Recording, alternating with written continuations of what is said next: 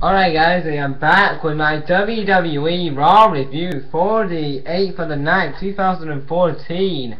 Before I talk about Raw, I was when I watched Raw,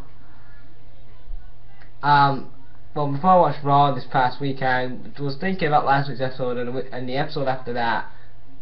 And basically, they were really good shows, and I thought I didn't have high hopes going into this show, and I thought that the WWE on this last episode of Raw really didn't really impress me, but it was a decent show. I'm not gonna whinge or bitch or complain or whatever.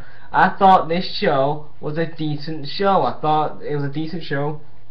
They added some more matches to the Night Champions card, which I said that they should have done last week.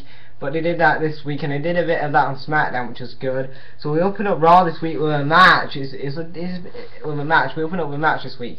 We didn't open up with a segment, which was very good. We opened up with Jericho versus Bray Wyatt in a steel cage match. This was a very good, solid. This was a very good, solid match here.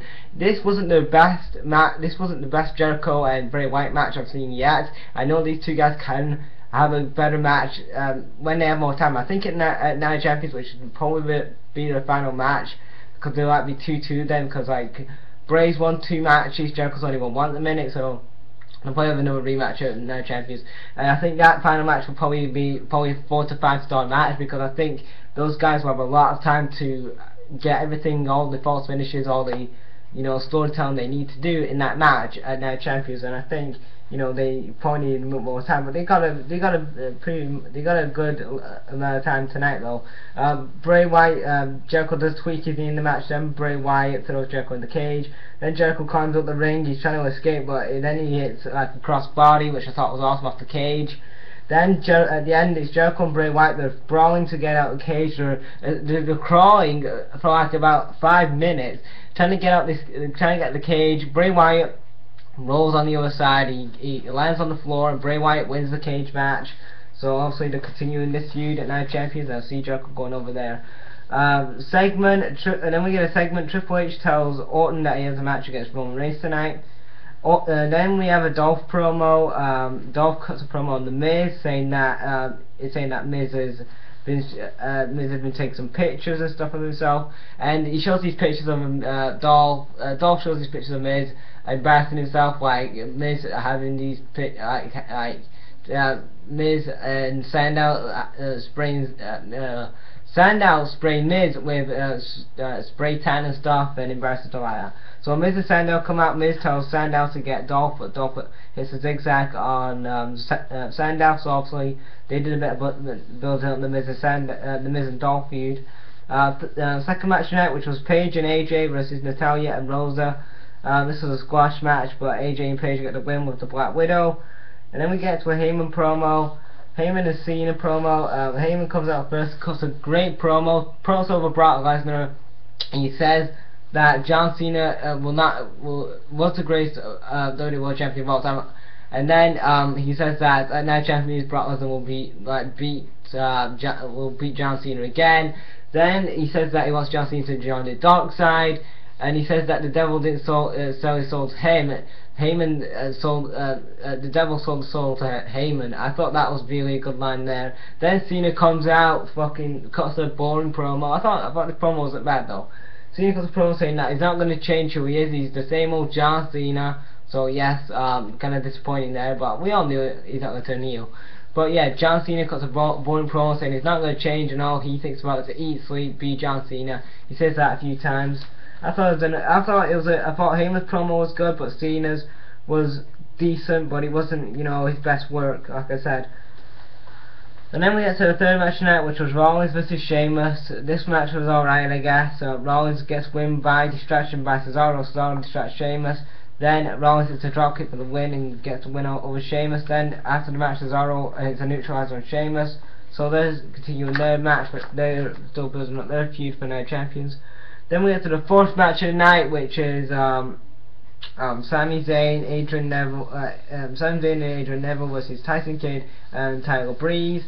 This was a rematch from NXT a couple weeks ago. Zayn and Neville get the win with Neville hitting the Red Arrow for the win. And I think Adrian Neville will fit in perfectly in the WWE. He was over. I mean, Sami Zayn got some OA checks, which was really good.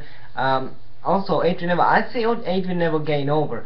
And I know, I know the last few months when people like Adam Rose has been called up, and I know when Emma and then Brodus got called up, they was hot for a few weeks, and then the WWE just cooled them down and watered them down, and we don't really see, we don't really see them much we don't see them in mid-card feuds. I mean, Bo Dallas is supposed to be in a feud with Jack Swagger. He wasn't on the show tonight. Adam Rose hasn't even been in a feud yet, and Emma, they're not even using her, so I don't know what they're doing. But I see Adrian Neville getting over with that Red Arrow finisher. I'm a big fan of that, and I see also Sami Zayn getting over with the hardcore wrestling fans because he's from Ring of Honor, and they'll know from there. I hope he gets over with the casual fans as well.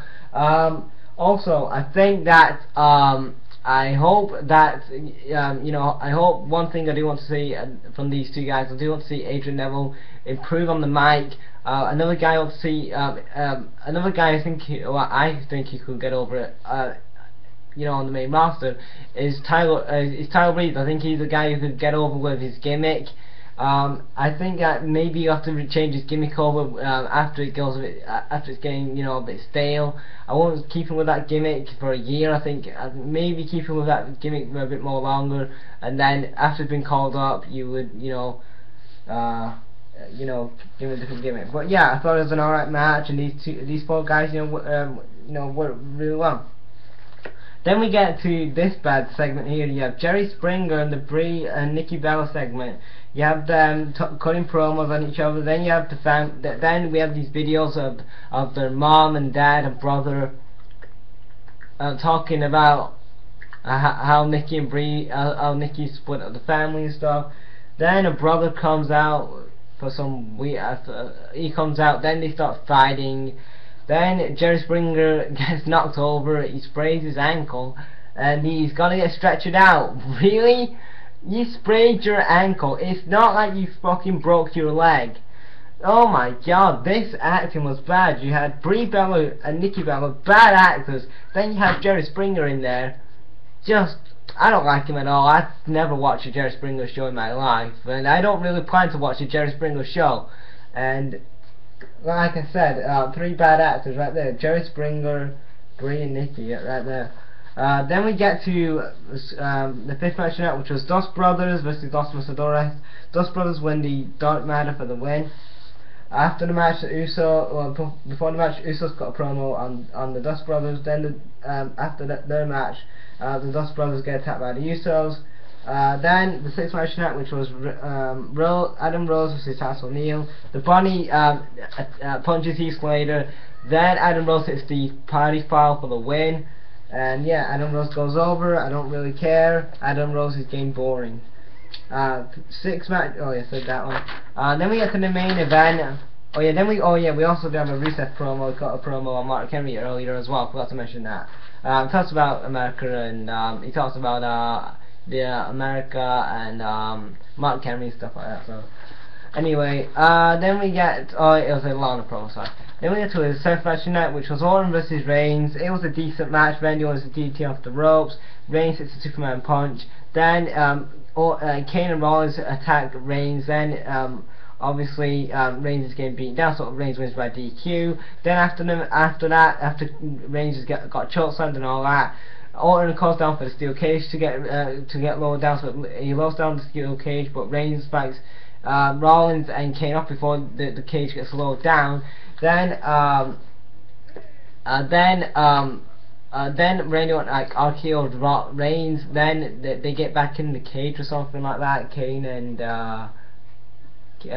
Rollins, and then Rollins hits a curse stomp on off a chair on Reigns, and that was like how we ended the show. I thought Raw this week was a decent show. It wasn't the best show in the world, but it was a decent show. Yeah, you had some Night of Champions build. Lesnar will be on Raw next week. They announced that on the show as well. And you had some good matches. You had Chris Jericho versus Bray Wyatt. It should have been the main event. I've said it wasn't, but yeah, I thought overall it was a decent Raw. You had Jericho, Bray, Wyatt. You had a couple of bad segments like Jerry Springer. You had some Night Champions build, which I thought was good. So yeah, that's it, guys. That is my WWE Raw review for the 8th of the 9th, 2014. What do you guys think of this show? And leave your thoughts in the comments. And thanks for watching, guys. Bye out.